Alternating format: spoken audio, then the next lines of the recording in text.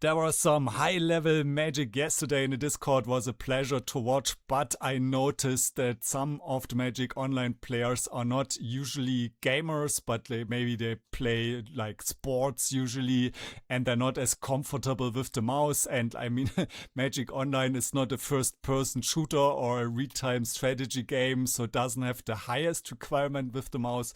But there's some baseline that you need to make, because if you make misclicks, then you can easily lose the game or a match or even a tournament.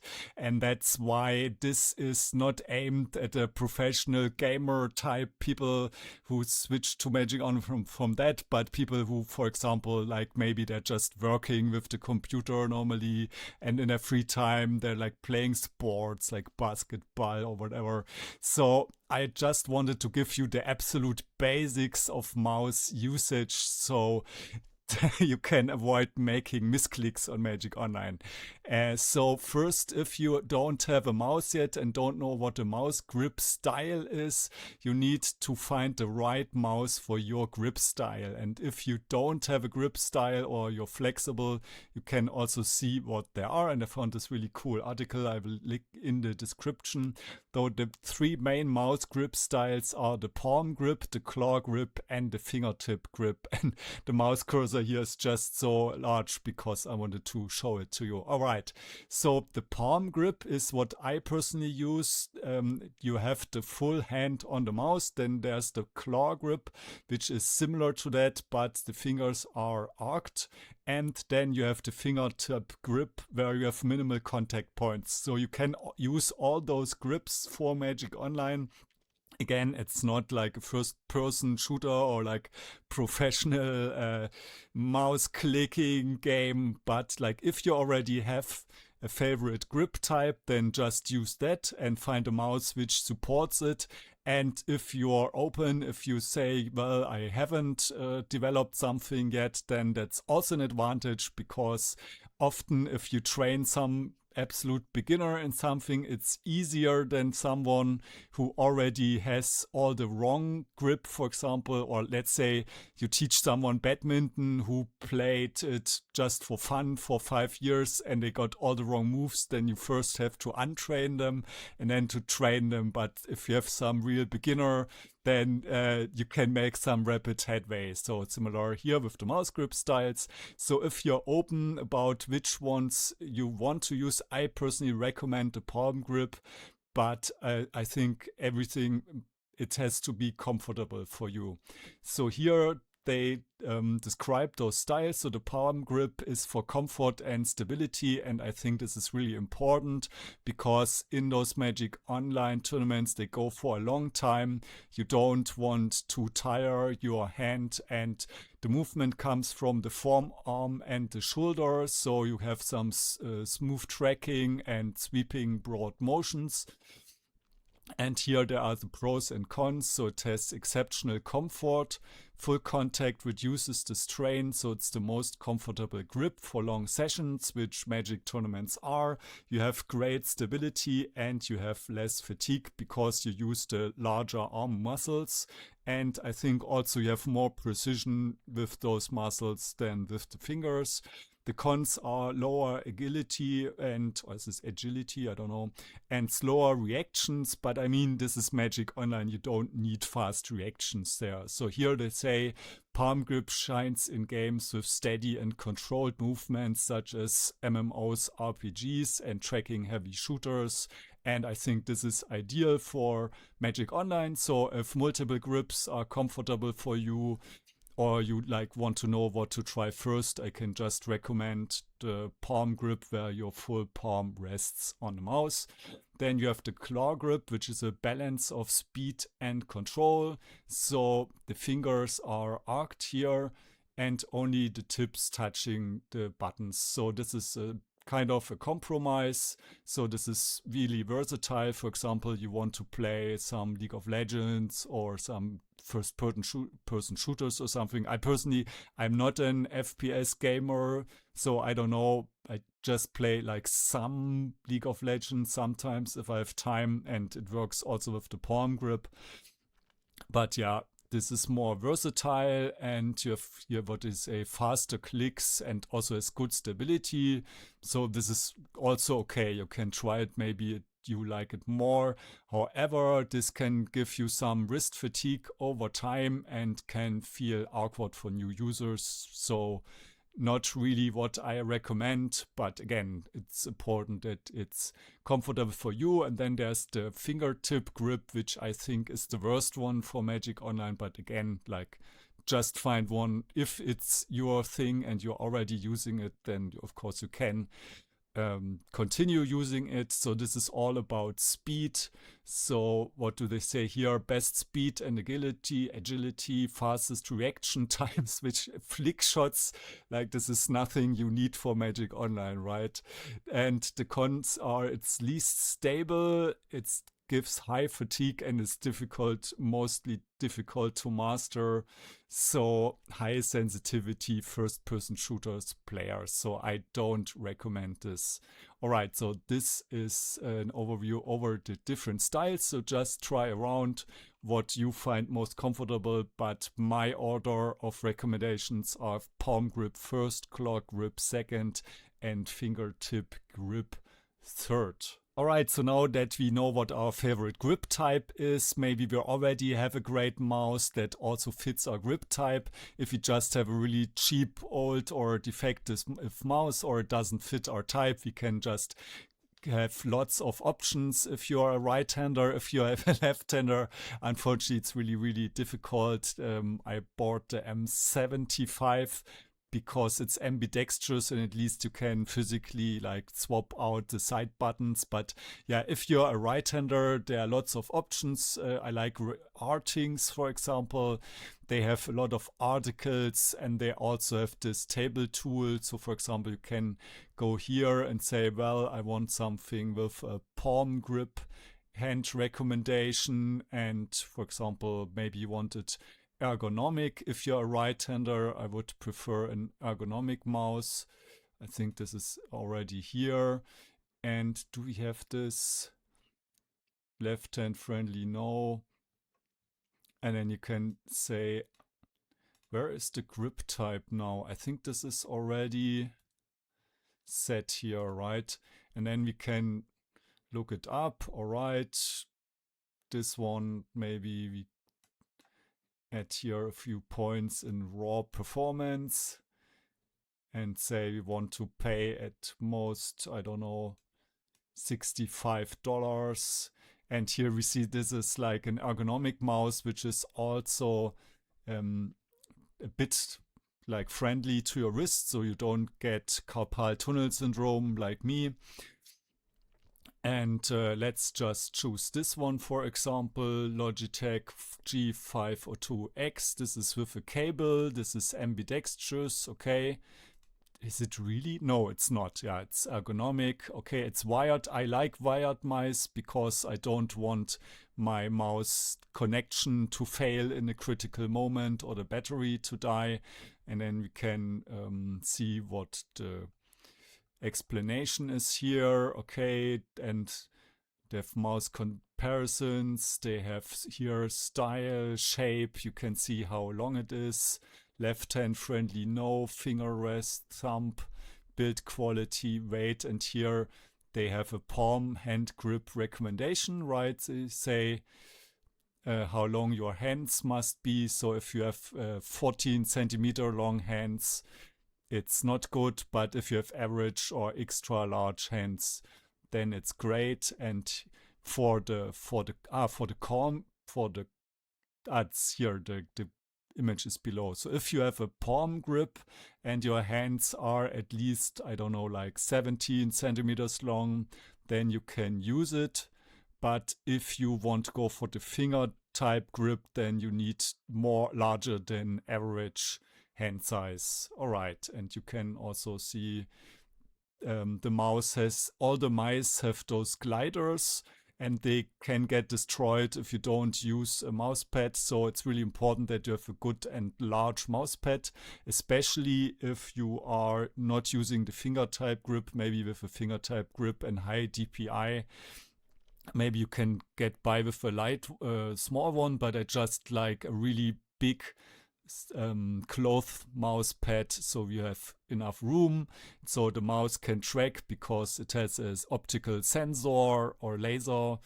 They used to have like a plastic ball a long time ago, but this was really not consistent and you had to clean it all the time. So now they have those sensors, and to so that it can track correctly and your gliders don't get destroyed. As I said, you need a good mouse pad. And yeah, you can just see here. Here they don't say DPI, which is a synonym with dots per inch. So from printing, when you used to print books, or you still do it, or you just have a printer at home, for example, you have 600 DPI, which means for each inch, which is around 2.45 centimeters, I think, you have then 600 dots. And now usually you don't have dots on a page, but on a monitor you have pixels, right? So you also often say PPI, and this is just a translation. Like if you move your mouse, for example, 1 inch on the trackpad, on the mouse pad, then if you have, for example, a CPI or DPI of, I think I'm using 800 right now, then it will move 800 pixels. And which one is good for you depends also on the size of your monitor and how much resolution it has. I mean, how much DPI your monitor has, right? And what you are comfortable with, and also the grip type. So I think I have 800. So if my monitor has like 200 DPI and I have 800 DPI on my mouse, this means for each centimeter or each inch or whatever length unit I'm moving my mouse, the mouse cursor moves 4 times as much. So this is not a problem for the human brain. It can adapt to that. Some people have a really low DPI, but usually you always have some multiplicator, right? Like even if you have like a 200 DPI screen, usually people have at least 400 DPI on the mouse. So I would recommend testing something between 400 and 1600. More or less is probably not great, but I mean, just try it out. However, what is really, really, really bad is if your DPI is not constant, but if it changes. And this is the so-called mouse acceleration, or for example in Windows, I think it's called advanced pointer precision. And this wreaks havoc with your brain's ability to train and become one with your mouse. And I can show you the setting. So we are here in our control panel, and there is this really deceptively named one here. I have a German Windows because my family uses it as well. So I installed it in German language, and it's called improved pointer precision in English, but it's really a misnomer, because what happens if we activate it? I'm moving the mouse, and this is a really nice test that I like to do, is I'm placing my mouse somewhere on the mouse pad in the middle, and then I just go to the right and back, go to the right and back. For me as a left-hander, maybe for you it's more comfortable to do it the other way around. But the most important thing is you should always come back, so you never need to lift the mouse, right? So, but what happens if I have enhanced pointer precision activated and I go really quickly to the right and then slowly to the left, quickly to the right, slowly to the left, quickly to the right, slowly to the left, quickly to the left. And if I want to go back in the middle of the screen, I have to move my mouse each time, and at some point I'm going off the mouse pad and I have to lift the mouse. So this is not the biggest problem. Lifting your mouse now and then is all right, but the problem is really your brain has problems to adapting to a non-constant DPI, because you want to become one with your mouse. Like you don't think about it, you just point something and you move the mouse. So this is one of my standard tricks, or like not tricks, but tests. If I try a new mouse, I try this test, and then I also do this where I just move the mouse in a circle, and if your mouse like breaks out, I try to simulate it. This is a correct mouse, and if it is defective at some point, if it doesn't track correctly, it will look like this, like woo, woo. This is a defective mouse, so you need to either use a better mouse pad or throw away the mouse and buy a better one. And also, it should not have any stops, right? I had this problem with Razer, so I don't use Razer anymore, where it was going like this, and then it would stop for a short amount of time, and then it would continue, and then it would stop. And of course, this is really bad if you're in the middle of a game. So you can go to your USB settings and set it to not sleep and so on. So sometimes it's the power settings. So sorry, this is in German here, but if you go to Bluetooth and devices, USB and advanced energy settings, and I think should be this one, USB settings, selective USB energy saving, and try to deactivate it, and hopefully this will work, but if not, yeah, just buy a new mouse. So I don't recommend Razer actually, because their stuff has lots of issues, but maybe you can fix it with that. So okay, let's assume this works. So you deactivated the advanced pointer precision. Your mouse can make a nice circle. It doesn't have those stops in between. It doesn't go away from the center and doesn't lose tracking, doesn't do this.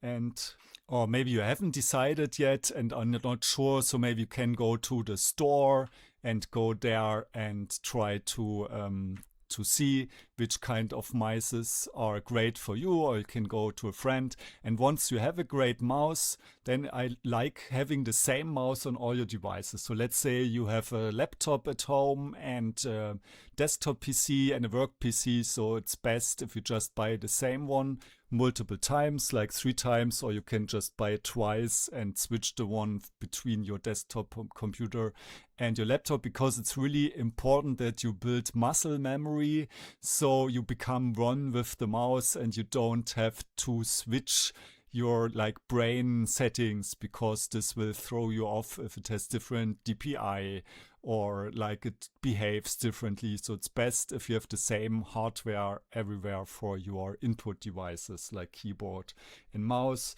So unfortunately for me, I'm often working on different laptops, and some of the keys like the position 1 and end keys and page up, page down, they are in different positions and really makes it difficult to get muscle memory for those. So now that we have the mouse, we know our grip type, we can, and if it's defective or like doesn't work, we can send it back until we find the right one. And now we just need to make sure our mouse clicking is alright. So let's do some basic training. Alright, now we need to build some basic muscle memory and try if we are having some baseline performance with the mouse. So I really like this 20-year-old game called Disc Dash Arcade. Under Arcade Cabin Play Disc Dash HTML. So it's from 2004, but it still works. So we go into the full screen mode, and I think I have to stop talking for a while because I need to concentrate. So let's see if we can get some points. I think if we have like 20,000 or so, that shows we have some basic mouse beginner accuracy. So let's see what we can hit here.